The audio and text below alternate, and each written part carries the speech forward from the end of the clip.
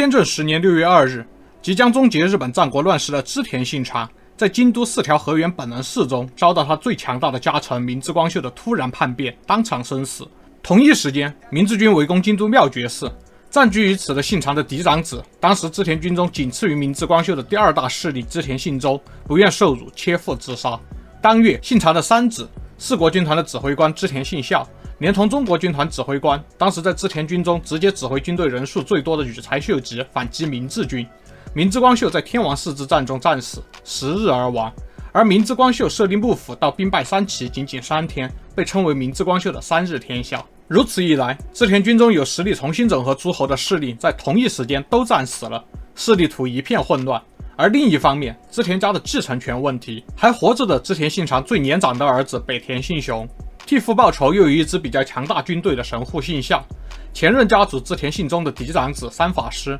都有很强的宣称权，也是一片混乱。而现在距离织田军中新的话事人地位最近的君臣组合，显然是有机会拿下数个织田家统治中心的织田信孝，以及同时是织田信长和织田信忠重臣的柴田胜家。二人心照不宣的结成同盟，将要获得信长留下的巨额财产。一说信长的次子本来就应该是织田信孝，但是由于他的母亲地位更低，所以信长将信雄和信孝的位置对调了一下。这样看来，织田信孝非常有希望继承织田家，但是最后却是丰臣秀吉成功篡夺了织田家的家业。今天我们来聊聊本能寺之变后织田信孝的悲剧结局，以及号称一次看懂胜读10年 MBA 的青州会议。这里是巫女花散里演绎日本历史与传奇的频道，记得先点赞关注哦。首先让我们看看本能寺之变时主要的相关大势力的情况。当时离京都最近的是德川家康，他第一个得知了信长之死，他选择绝死突破伊贺越。然后是听到了这个消息的丰臣秀吉，开始了中国大返还。北路的柴田胜家正在攻打于京城，次日才得知他的主君的死讯。陇川一役在神农川之战被北条氏所牵制，生产可击败了武田家的残党。正在借地准备四国征伐的信长的三子神户信孝和丹羽长秀，转头攻击野田城的金田信成。也就是说，创造了条件迅速反击明智光秀的，就是丰臣秀吉和织田信孝。之后，如你所知的，两军以织田信孝为大将，在三岐之战中击败了光秀，因此秀吉在织田军中的名声确实提高了。但这并不意味着家族内的排名会如此轻易的改变。我之前称赞过，秀吉用优雅的手段压制家康，是一个人际关系的天才。而他的人际关系技巧中，我认为最高光的时刻，第一是青州会议，第二是减地，第三便是织田信长的葬礼，都是这一时期的事情。在信长死后半个月举行的青州会议上，秀吉对织田信孝和柴田胜家的联盟提出了反对意见。他提议信长嫡子织田信忠的遗孤三法师成为织田家的继承者，而信孝做三法师的监护人，最终成功让三法师变成了织田家家督。在那个时候，三法师只有3岁，这便给了周围人植入了秀吉决定了织田家家督的印象，把他们的服从对象从柴田胜家的身上剥下一块到自己身上。顺带一提，常见的柴田胜家支持信孝即位，而与之对抗的秀吉提前争取到了幼小的三法师，然后在诸将领面前抱着三法师出现的这种情节，基本是后世演绎。当时信长留下的3个儿子其实都不姓织田了，真正的织田嫡流就是三法师，而且织田信忠早就继承了织田家家督，他死后嫡子三法师即位理所当然。这本身反而是青州会议上争议比较小的课题，可能仅仅是秀吉第一个说出这句话，真正的争夺是监护人和居臣，没有让安土城成为织田信孝的居臣，所以秀吉稍微赢了一点。当时的情况，所有人心里都知道三法师应该继承，织田信孝的实力和道义都拉满，一定会成为三法师的监护人，这2点不是一场会议所能改变的。在之后不久进行的领地分配上，秀吉又利用他为信长复仇的事情夺得了主导权。在领地分配上，信长的三子织田信孝得到了美浓，信长的次子织田信雄得到了尾张，信长的四子羽柴秀胜得到了丹波。军团长们也正式被确定为领主，其中柴田胜家封越前国，附加长滨城；丹羽长秀封若狭国，附加晋江2郡；池田恒兴封摄津国，羽柴秀吉封河内国和山城国，三法师继承安土城。另外，信长的妹妹或者是他的侄女阿市再嫁给柴田胜家的事情，据说也是这次会议上决定的。这件事近10几20年评价也有所改变，以前认为与会者为了防止信孝被秀吉所牵制而提议这件事，现在更多认为是一个单纯的议程，毫无波澜的所有人都同意这门婚事而已。6月15日，安土城发生了神秘火灾，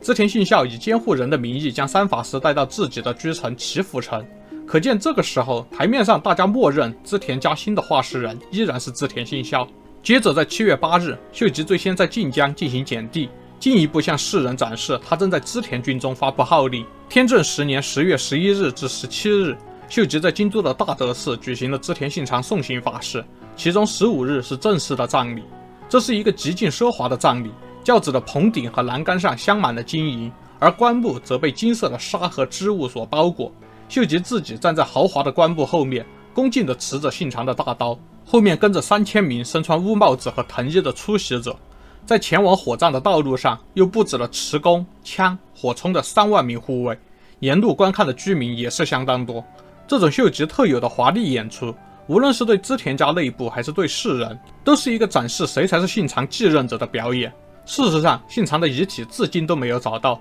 在这个葬礼时，秀吉在棺中所放的仅仅是一个信长的木像。此外，这个大规模的葬礼，秀吉故意没有邀请织田信孝、织田信雄和柴田胜家，而是让信长的世子秀胜代表信长的后代。但是其实秀胜早就过继给了秀吉做养子。之后，柴田胜家抓紧时间与阿市完婚，然后在9月也举行了一次他们这一势力主导的织田信长葬礼法事。同时，柴田胜家也发表了一份弹劾状，认为秀吉的表演是在违背青州会议关于织田家继承人的决定。作为反击，10月秀吉也发布了一份针对织田信孝的弹劾状，认为织田信孝也独自举行了信长的葬礼，其中还包括安土城修复已经完成，要求织田信孝迅速让三法师回到安土城。织田信孝直接无视了秀吉。这个时候开始，织田军的旧部们之间已经是充满了险恶的气氛。为了缓解紧张气氛，时间对自己不利，同时又作为家老笔头的柴田胜家先释放善意。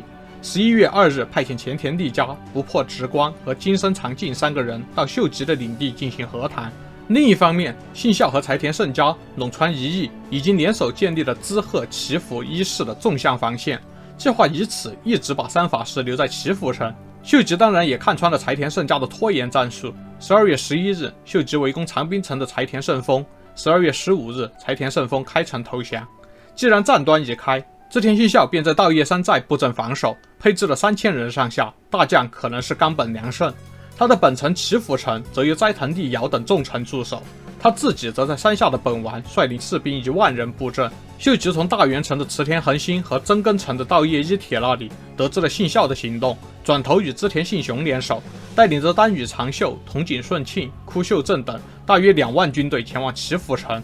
进入美浓的秀吉军队一边在岐阜城周围的地区放火，一边包围稻叶山寨。他们采取的战术是欢迎倒戈投降，只攻击敌对的人，不攻击织田信孝的主力部队和难以攻破的岐阜城。他们采取似乎随时能够发动攻击的阵型，观察远方的柴田胜家和陇川一义的动向。然而，收到这个消息的胜家当时已经无法支援，因为此时已经是北陆大雪封山的时节了。最终，陇川一义提议先和解，等到明年春天再战。柴田胜家同意，于是织田信孝不得不将自己的母亲、妻子和孩子全部作为人质交给秀吉求和。在天正10年12月29日，秀吉接受了信孝的和解建议，解除包围，将三法师等人移至安土城，他自己则是回到了位于京都的山崎城。当然，这只是临时休战。天正11年2月，还没等到信孝派发起进攻，秀吉的军队就先兵分3路入侵伊势，开始进攻陇川一义的长岛城。3月，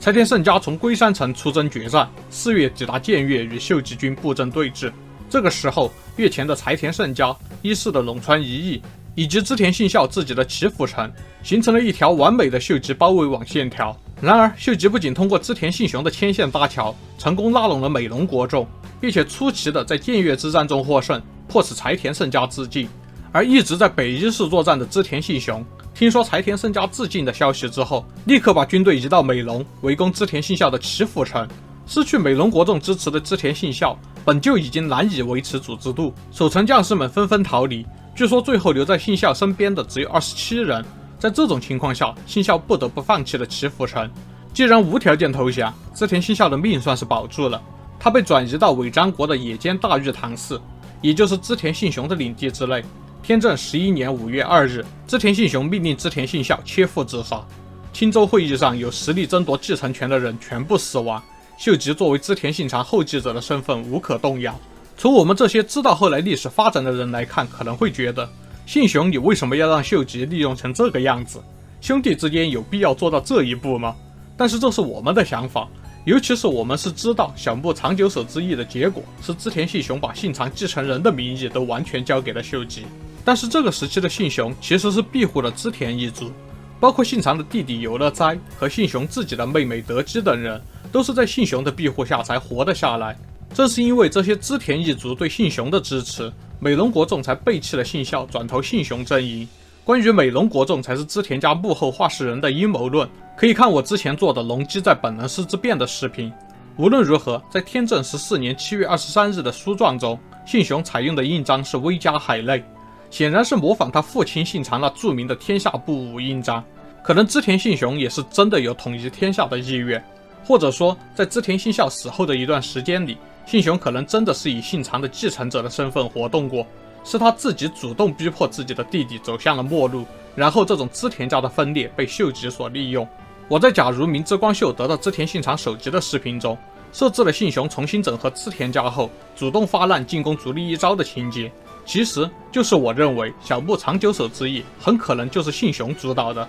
而在小牧长久手之役以后，甚至丰臣秀吉已经就任关白之后，信雄依然在使用威加海内的印章，可能他还没有放弃追逐虚无的天下梦。话说回来，被哥哥命令切腹的织田信孝留下了他著名的非常直白的持世句：野间这块地方自古以来就是背叛主君的地方，等着乔宝羽才住前，总有一天报应会来的。这个典故是平治之乱中源义朝失败，不得不依靠家臣长田忠治，后来忠治因为迷恋宫赏，趁义朝沐浴时背叛袭击他，这件事也是发生在野间地。最后义朝的儿子源赖朝打败了平家，建立镰仓幕府，以弑君罪对忠治执行了死刑。当然也有说法说这首诗可能是在丰臣家灭亡之后江户时代才被创作的，毕竟我还是认为信孝真正怨恨的应该还是织田信雄，这样的持世诗更像是知道之后的历史发展才写的。都看到这儿了，别忘了点赞关注我，我们下期再见。